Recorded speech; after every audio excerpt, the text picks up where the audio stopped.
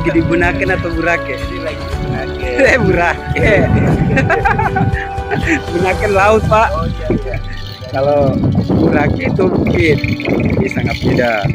Oh ini berarti Burake ya. Ya, Burake. Buat kalian yang ingin berwisata di Tanah Toraja jangan lupa mampir di Bunaken. Burake.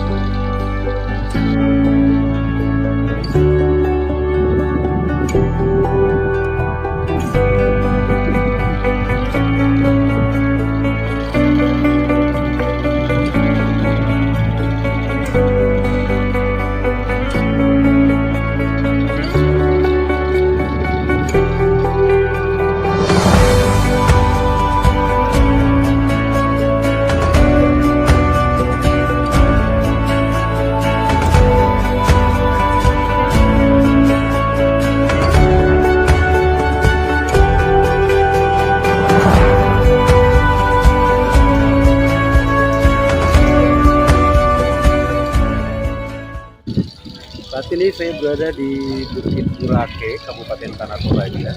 Kawasan ini adalah merupakan salah satu kawasan objek wisata di Kabupaten Tanah Toraja, Sulawesi Selatan.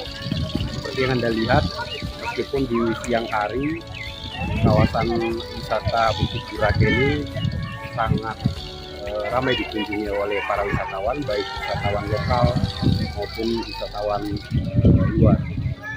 Ingat, pekan ini adalah merupakan